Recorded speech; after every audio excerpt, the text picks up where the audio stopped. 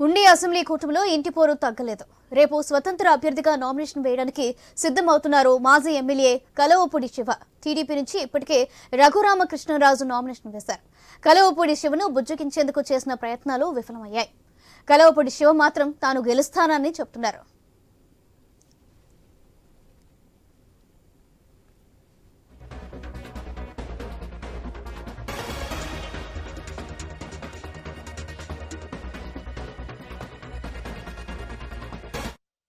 ఉండి అసెంబ్లీ కూటమిలో ఇంటి పోరు తగ్గలేదు. రేపు స్వతంత్ర అభ్యర్థిగా నామినేషన్ వేయడానికి సిద్ధమవుతున్నారు మాజీ ఎమ్మెల్యే కలవపూడి శివ.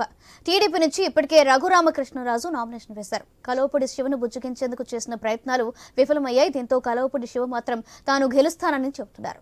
రేపు ఇదే అంశానికి సంబంధించి మరింత సమాచారం మా ప్రతినిధి భార్గవ్ అందిస్తారు. భార్గవ్, ఉండి అసెంబ్లీ నియోజకవర్గంలో త్రిముఖ పోరు ఖచ్చితమైందని కూడా చెప్పుకోవచ్చు. ఇప్పటికే అటు తెలుగుదేశం పార్టీలో ప్రధానంగా ఇంటి పోరు అయితే వారు వెంటాడుతూనే ఉంది. మొదటిగా తొలి విడతలో సిట్టింగ్ ఎమ్మెల్యే మంచిన రామరాజుకు టీడీపీ అధిష్టానం టికెట్ ను ప్రకటించింది. ఆ తర్వాత రఘురామకృష్ణరాజు ఎంట్రీతో ఆయనకు నర్సాపురం పార్లమెంటు దక్కకపోవడంతో తెలుగుదేశం పార్టీలో చేర్చి అక్కడ అసెంబ్లీ నియోజకవర్గాన్ని కూడా ఆయనకు కేటాయించారు. అయితే అప్పటి వరకు పనిచేసినటువంటి రామరాజు అతని వర్గం అనుచరులు కూడా దాదాపు 10 రోజుల పాటు ఆందోళన చేసి అధిష్టానం వద్ద గొడవ కూడా చేసిన పరిస్థితి కూడా ఉంది. ఆ తర్వాత ఎట్టకేలకు ఇటీవల 2 రోజుల క్రితం రామరాజుకు టీడీపీ అధిష్టానం జిల్లా అధ్యక్ష బాధ్యతలు అప్పగించి ఆయన బుజ్జగించి రఘురామకృష్ణరాజుకు లైన్ క్లియర్ చేశారు. అయితే మరోవైపు మాజీ ఎమ్మెల్యే కలువపూడి శివ మొదటి నుంచి ఇప్పుడు చేస్తున్నటువంటి ప్రయత్నాలు కూడా టీడీపీ అధిష్టానం నుంచి ఎక్కడా కూడా సానుకూలమైనటువంటి ఫలితాలు రాకపోవడంతో ఎట్టకేలకు రేపు నామినేషన్ వేసేందుకు తేదీని కూడా ఖరారు చేశారు. మొదటి నుంచి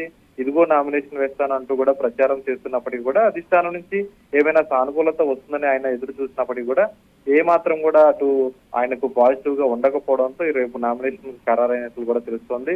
రేపు ఉదయం 9:30 గంటలకు తన ఆఫీస్ నుంచి కూడా బయలుదేరి ఉండి తహసీల్దార్ కార్యాలయంలో నామినేషన్ వేస్తానని, ఖచ్చితంగా గెలుపు నాదే అంటూ కూడా ఆయన ప్రచారాన్ని ముమ్మరం చేయడం కూడా జరిగింది. ఇప్పటికే విస్తృతంగా ప్రచారం చేస్తూ పగలు రాత్రి కూడా ఆయా గ్రామాల్లోనే ఉంటూ ఉన్నటువంటి మాజీ ఎమ్మెల్యే కలువపూడి శివ 2 సార్లు ఉండి అసెంబ్లీ నుంచి ఎమ్మెల్యేగా గెలిచారు. 2009లో అలాగే 2014లో గెలిచినటువంటి ఆయనకు 2019లో మాత్రం అసెంబ్లీ టికెట్ ఇవ్వకుండా పార్లమెంట్ కి పంపించారు.